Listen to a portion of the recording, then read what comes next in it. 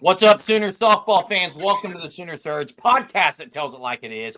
Here for a little reaction video as the Sooners beat UCF in the O'Connor Invitational at Love's Field by a score of 6-0 tonight. In a very cold 52 degrees, but felt a little chillier than that. The wind was blowing pretty hard. Before we get started on this video, check out the fan stop at thefanstop.com. Sign up for that Shirt of the Month Club.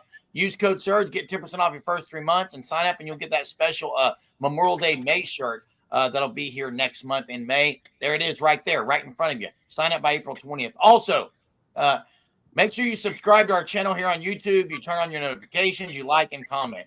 Sooners get it done, guys, against a team in UCF that's upset 5 big-time opponents this year. They're most recently coming against Florida, where they shut out Florida 4-0. Behind Vegas, who actually started against OU tonight, had a 50-something mile per hour that she kept throwing. But the big news today is Ella got her groove back. Ella Parker with the grand slam, and that was really the difference. It was a game where OU just got a lot of singles, and then the big bomb by Ella Parker. But on the mound, you had the twosome of Landry and Lowry. It was great to see Lowry back, guys. Yeah, that's really the takeaway I took from this game was getting to see Lowry back out there and being so efficient like she was before she went off with the injury. I mean, she is just, to me, it's a joy watching her pitch because she gets up there, she throws the ball, usually pretty close to being a strike. She's very good with her control, and then she gets back up there and does again. There's not much in between time, and I love it. It's very quick, efficient. Faced, I think, 7 batters tonight, got them all. Really good outing. And then Landry had a great outing, allowing only 3 hits. Good to see Landry have a great outing. And then, like you said, Jeremy Parker with the bomb. That was it. The grand slam kind of gives you all the runs you need tonight. So, Braden, anything stick out for you tonight? Just Ella Parker getting the grand slam. Yeah, that was big. Finally, guys. I mean, you keep wondering, guys, how long is she gonna go where she is in this slump? And man, the excitement she had rounding the bases was pure joy because obviously she knows she's been struggling. They have to have Ella Parker, guys. They have to have Ella Parker. Gabby Garcia was 2 for 4 tonight, but her 2 strikeouts, guys, she didn't look very good. The change. High. That one was a what? high. That one was a that high. one was high. But listen, teams. I think what's happening, and I just think this is true. Teams are going to keep feeding OU changeups. They're going a lot more changeups than they are other ones, and that's where OU still struggles. OU tonight left a lot of players on base, guys. 1 inning with the bases juiced. Ella, her last at bat did rip one against at the shortstop. So 2 straight at bats where she really hit the ball hard. So that is very exciting. They played a lot of players tonight, guys. OU played a lot of players tonight.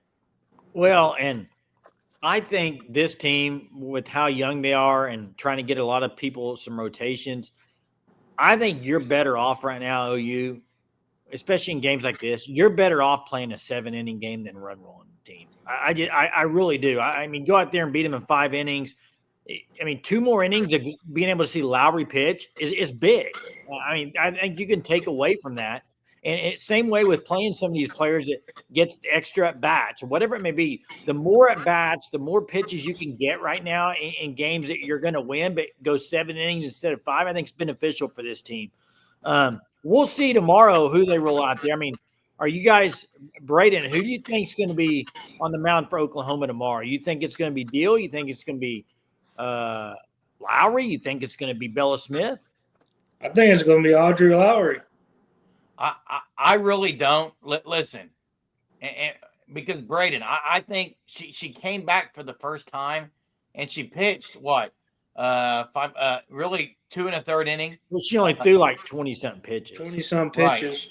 Right. She Braden, you may be right. I think we're getting them out. Patty's done that before, where she brings somebody out to pitch like an inning or 2, and then they start the next day. But you may be right, Braden. I think we're going to see Deal Felton. Felton is their ace. I think she's 9-3 on the year. She's technically their ace. They pitch a lot of players, pitch a lot of pitchers, but UCF is no joke. If OU can again score a lot of runs. But Jay, you're onto something, and I don't think you're just onto something. I actually, and I could be totally wrong on this. Patty Gasto pulled some of the big time players in the 4th and 5th inning when OU was about to run rule them. It's almost like she did want to go more innings. Well, she has said before that she would prefer to play the games out instead of just run roll. Have closer games is better for her team, she thinks. But you had the double steal early in the game, guys, where Abby Dayton steals a bag or attempts to steal second, while Emmerling then scores while she gets in the rundown. That was if people are watching this and didn't know this, that was planned. It was planned for Abby Dayton to get a rundown. That was the plan. Patty Gasso was clapping the whole time. It was a great call. Great call. They tried to do some small ball. Hey, a really big play, guys, is UCF gets 2 runners on base in the 1st inning with no outs on 2 errors. A poor throw by Agbayani pulls Sanders off the bag. Gabby Garcia doesn't charge the ball on the hit and gets caught in between hops. It's 2 on and no out, and you get a big double play. Landry fielding well, so that was a big play. I mean, yeah, and hey, Lowry.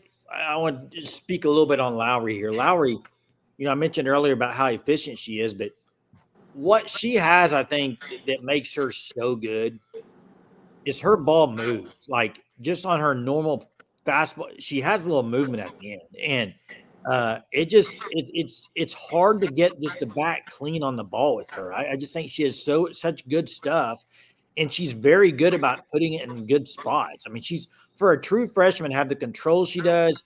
I mean, she was up there today in the high 60s again, 67, 68 miles an hour. That's that's pretty good velocity as well with the movement. I'm just super excited for her to be back. I think this really going to be an uplift to the staff. Yeah. Kudos to the UCF shortstop. Oh, she was really good. She made 5 or 6 big time plays. Look, again, UCF, to me, this is a good competition for OU coming off the performance against Tennessee. I think they needed something like this. They need to win tomorrow against UCF, and then they've got this stretch where it's some non-con games before you head to Tuscaloosa. So the Sooners going to have to continue to get the bats going, play a lot of players. But I think the biggest story of tonight, guys, as we close, was Ella Parker being back, hitting well, and getting the grand slam, and having the addition of Audrey Lowry back on the staff. Huge going forward. Sooners get it done tonight. Score of 6-0 against UCF in the O'Connor Invitational. Back at it tomorrow at 12:30. We'll be back at it tomorrow afternoon for another instant reaction video. Make sure you check out our YouTube channel and subscribe and hit that like and comment. We'll see you next time, Sooner Nation. Boomer. Boomer.